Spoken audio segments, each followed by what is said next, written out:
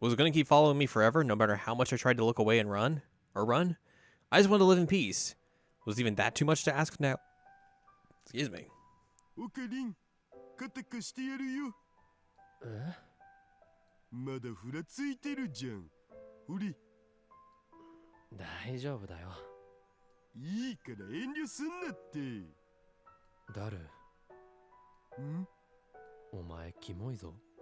最近のまともになったオカリンの方がキモいっつーの。ありがとな。気にすんな。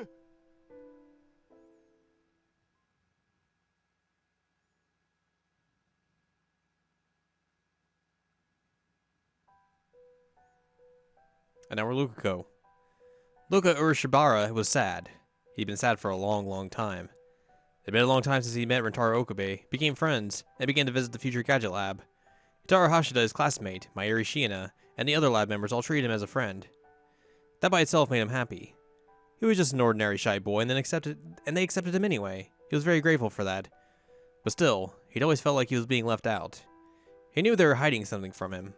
That made him sad. But what made him sadder was that he couldn't bring himself to ask about it. 寝ないの？あまねさんこそまだ起きてたんですね。いろいろ考えることがあってね。そうですか。Even Luca could tell that allotment she was thinking about what happened today. The New Year's party. The mysterious men who'd burst into the lab. They were holding guns. Not plastic model guns. Real guns. From Luca's perspective, it was a mystery how they'd even gotten them into Japan. But they were real anyway. They had real guns in their hands, and they'd pointed them at him and the others. It hadn't seemed real then, but now the very thought made him shiver. If any of them had squeezed their index fingers just a little, he, Luca, wouldn't be here right now.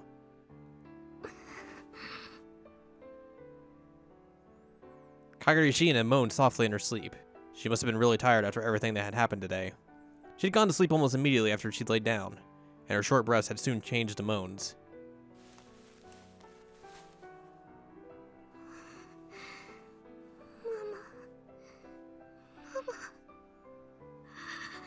めっちゃやだよ。 Was she dreaming of her mother? まゆり、ママ。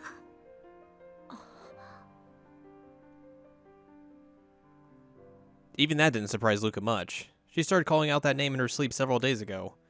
Kagari Shiina. Mayuri Shiina. At first he thought it was just a coincidence that they had the same last name, but...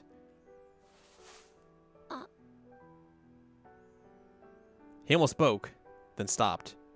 There was so much he wanted to ask, but couldn't. He wanted courage. Just a little. The courage to ask them to tell him. He reached under his pillow and felt something hard. It was a cheap toy sword, the kind you could buy at any store. But still, it was his treasure. He held the hilt tight.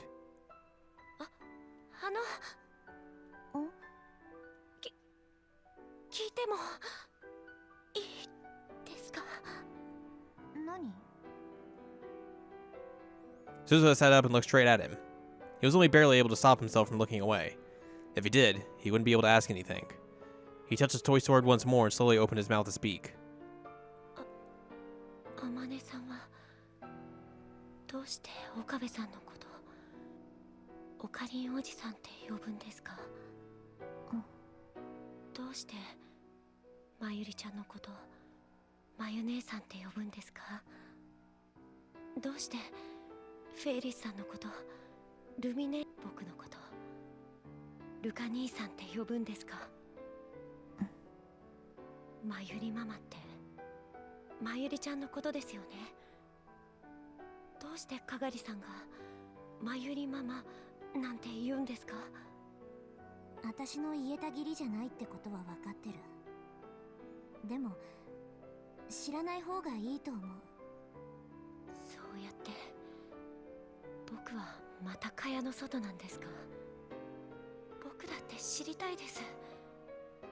僕だって皆さんと同じ悩みを共有したいんです。ルカ兄さん、教えてもらえませんか？ She looked him straight in the eye for a moment silently. Luca simply waited.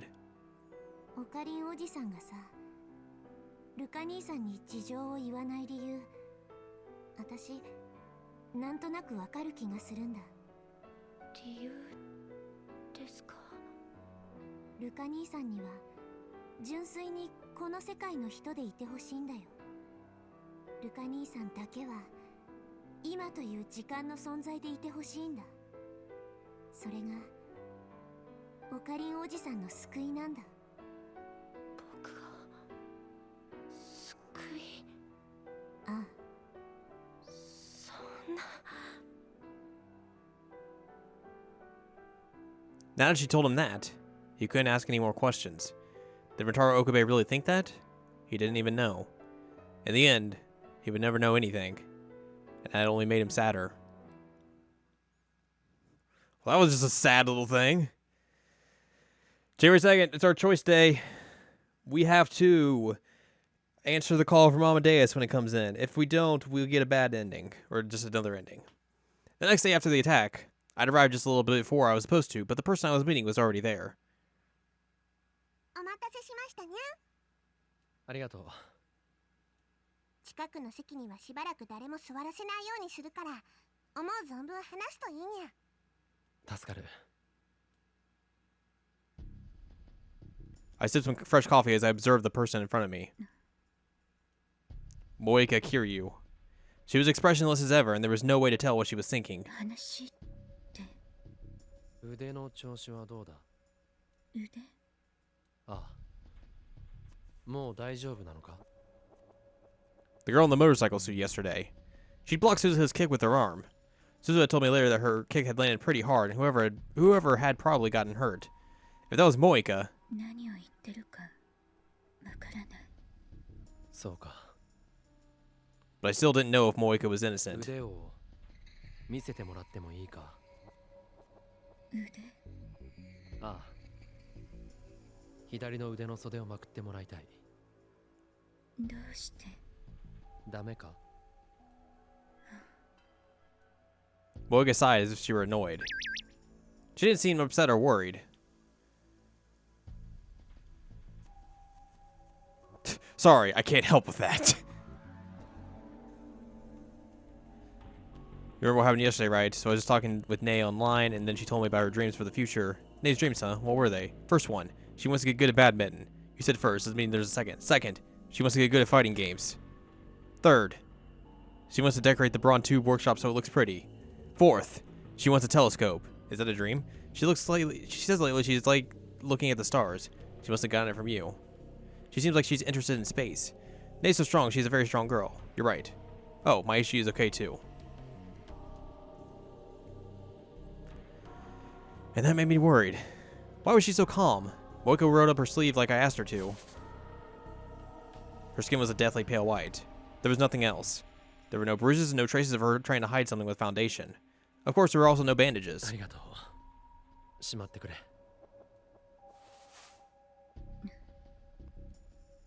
Moika tilted her head just a little and rolled her sleeve back down. The girl in the motorcycle suit wasn't Moika. This wasn't a big surprise. I'd already assumed that she wasn't. Come to think of it, Moika knew that Kagari Shiina was with us a long time ago. There was no need to attack us when so many people were around. Moika had nothing to do with this. Knowing that for sure was progress. But that left me with a new problem. Who was the woman in the motorcycle suit then? That's also a problem for us too, because like in the other ending we got, it was supposed to be Kagari. But unless there's two Kagaris. Think about that. In order to allay Moika's suspicions, I asked her for a report on her research and told her to keep it up. Then I said goodbye and headed to my next destination. This was my next destination. It took real dedication to open a store like this on the 2nd of January. I took a deep breath, steeled myself, and went inside. 失礼します。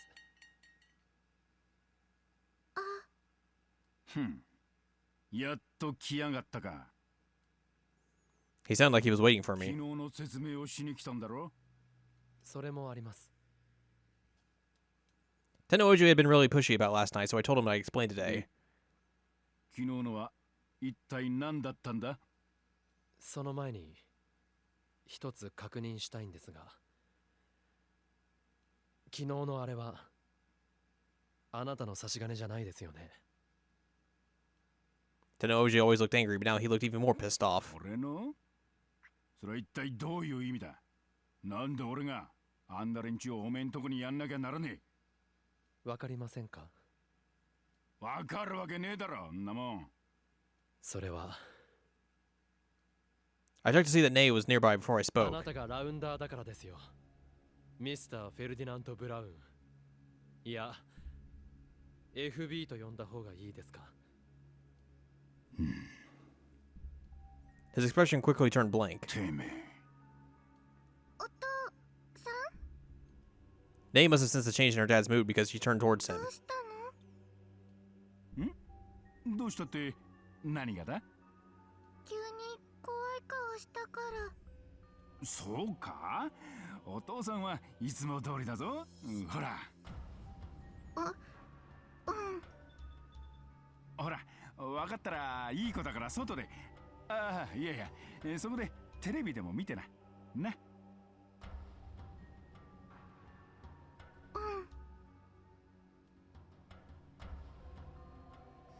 Nay still seemed concerned, but did as she was told and sat in the chair in front of the CRT TV. The TV was playing a New Year's comedy や program. はり娘には知られたくはないんですね。 Tennoji said nothing but motioned for me to sit in a chair away from him. Instead of his usual yelling, he was ice cold. I started sweating despite the winter chill. But now that I brought it up, it was too late to do anything about it. I sat down in the small seat, legs tense. I was ready to run at any moment. おめえ、何を言ってやがる。ごまかしても無駄です。ごまかすも何も、俺にはおめえが何を言ってるのかさっぱりわからねえな。なんだ、その FB とかなんとかってのは新手の SNS か。俺は知ってるんです。あなたがセルンのラウンダーだってことを。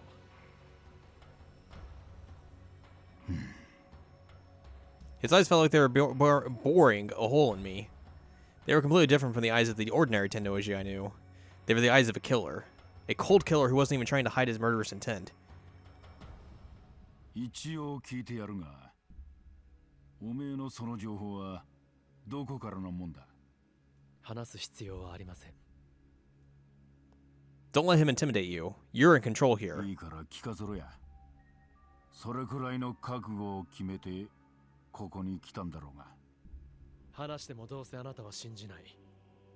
そう言わずに茶飲み話としゃれ込もうや。どうせこんな日に客なんか来ねえしな。This man worked for CERN. He was a rounder. What those rounders did to me in the otherworld line, I would never forget that. But Tennoji probably didn't work for CERN willingly. He probably had his reasons. At least that's how it felt in the Alpha World line. Excuse me. Of course, the Beta World line might be different. In this world, he'd never met Suzu Hashida. How much of an effect that had on his life, I didn't know. Tennoji was staring at me, not moving a muscle. Depending on what I said, he was ready to kill me without a word. That's what his body language seemed to convey. Fine, I'll tell you then. Let's see if you believe it.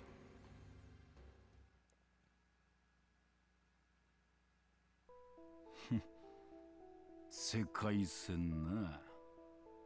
到底信じられる話じゃねえな。最初にそう言いましたよ。それにあなたが信じようが信じまいが関係ない。俺はあなたの正体を知っている。重要なのはそこだけです。